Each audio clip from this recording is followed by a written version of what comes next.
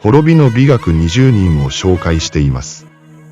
これまで幕末の人物を紹介し、前回は思想家革命家である吉田松陰の一番弟子的な存在であった長州藩の久坂玄瑞について紹介しました。師匠の吉田松陰の亡き後、先頭に立って尊王攘夷運動を展開した玄瑞は、とてつもない行動力で幕府を追い詰めました。しかし、時代を変えるために先頭に立って戦った人物の宿命なのか、その反動もありました。長州藩は薩摩藩、会津藩と手を組んだ幕府に京都から追い出され、玄瑞は京都に軍を率いて朝廷に嘆願するもうまくいかず、結局自害することになってしまいます。これを禁門の変と言いました。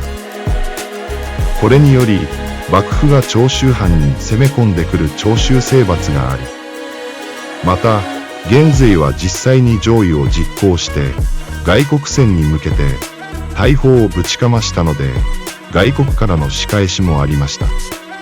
このような危機的状況で長州藩のピンチを救った人物がいます。それが高杉晋作です。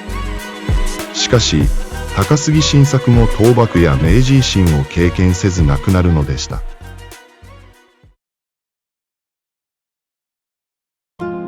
高杉晋作は、吉田松陰が開設した松下村塾の塾生でした。松下村塾に誘ったのは、幼馴染の久坂玄瑞です。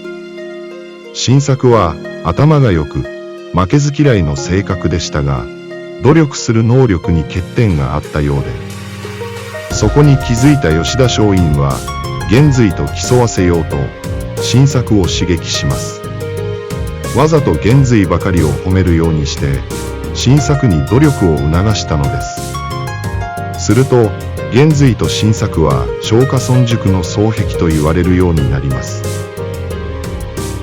松陰は安政の大獄で幕府に処刑されますが、最後、晋作は松陰と手紙のやり取りをし、男の死に場所とはどこかと質問します。すると、松陰から次の言葉を送られます。死して不朽の見込みあればいつでも死ぬべし。生きて大業の見込みあらばいつもでも行くべし。後に晋作は、この松陰の言葉を実行します。その後、晋作は上海留学します。この留学の経験は、晋作に大変なショックを与えます。アヘン戦争後の欧米列強に支配される中国を見て、晋作は大きな危機感を抱きました。絶対に日本をこのようにしてはいけないと感じたようです。帰国後は、玄瑞などと共に過激な尊王攘夷運動に励みます。品川御殿山に建設中の英国公使館を焼き討ちしたこともありました。帰国後の晋作は、迷走の日々で、たびたび脱藩や処分などを食らい、玄瑞が散った禁門の変の時も晋作は投獄されていました。そんな晋作ですが、歴史に名を残す偉大な功績として、3つほど挙げたいと思います。まず1つ目としては、騎兵隊の創設です。これは、農民や商人などの身分に関係なく志願兵を募り、藩の主力として活躍する部隊で、従来の武士階級中心の軍隊とは異なる画期的な存在でした。騎兵隊は、後の旧幕府軍と戦う戊辰戦争でも重要な部隊となります。二つ目は、下関戦争後の交渉です。野山国に投獄されていた晋作に、下関戦争敗北後の外国との交渉をするように命令があります。外国を排斥する攘夷を実行した長州でしたが、逆に欧米列強に仕返しをされ、非常に不利な状況での交渉でした。処罰されていた晋作でしたが、いざという時には役に立つ人間と思われていたのです。新作はイギリス留学の経験があり、英語が話せる後の伊藤博文となる伊藤俊介らと共に交渉に向かいます。交渉で、新作は、関門海峡の外国船の通行の自由や新炭の供与など、すんなり認めるところは認めた。しかし、賠償金の支払いについては、認めるも、徴収は、幕府の命令で実行したに過ぎず、支払い義務があるのは幕府である。と認めませんでした。さらに、彦島の租借を申し込まれた時には、はっきりと拒否をした。もし、彦島を外国に貸してしまえば、上海で見た光景と同じことが起こってしまう。これだけは断じて拒否しなければならなかった。突然、新作は、伊藤が翻訳困難な古事記を長々と朗読し始めました。結局、賠償金に関しては、幕府に肩代わり交渉させることで合意。彦島の租借は、撤回させることに成功しました。イギリス人通訳アーネスト佐藤は、新作を、魔王のようだった、と評しました。三つ目は、鉱山寺挙兵です。元帥や桂小五郎と共に、尊王攘夷や倒幕を目指した勢力を正義派と言いましたが、正義派は長州藩で力を持ち、京都でも朝廷を攘夷化することに成功させ、幕府にもプレッシャーを与えるほどの存在になっていました。ところが、冒頭でも触れましたが、8月18日の政変で、京都から尊攘派の三条実富らと共に、長州藩が追い出され、天皇に嘆願しようと、京都御所を攻めた禁門の変が起きると、幕府は長州征伐をします。新作は幕府と戦おうとしますが、長州藩はさすがに弱気になっていました。幕府に謝り、ひたすら標準を示そうとする俗論派が台頭します。俗論派は正義派の静粛を始めました。身の危険を感じた新作は、松陰の言葉である、生きて大行の見込みあらばいつでも行くべし、を実行。福岡に逃げました。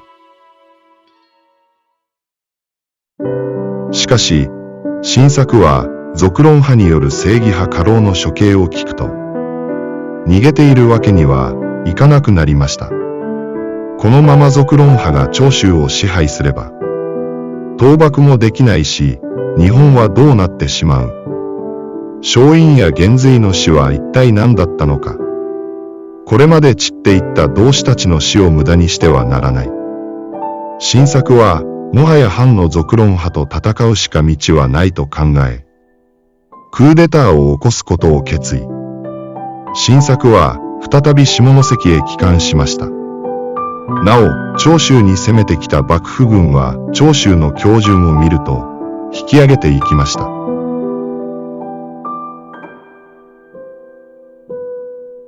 新作は、下関に戻ると、騎兵隊など、諸隊の前で、俗論派の政権を倒そう、今こそ立ち上がろう、と演説をした。しかし、演説は失敗に終わる。内紛を避けたいと思う者は多く、新作の説得に応じなかった。後の山形有朋となる山形京介も、この段階では拒否しました。この時、たった一人、新作に賛同した人物がいました。それが、下関戦争後の外国との交渉を新作と共にした伊藤俊介でした。彼らは、松下村塾の門下生で兄弟分の間柄でした。この時、なんとか、かき集めた兵は、わずか80名。全く勝ち目のない無謀とも思える決起だったが、松陰の言葉、死して不朽の見込みあればいつでも死ぬべし、を実行する時だったのです。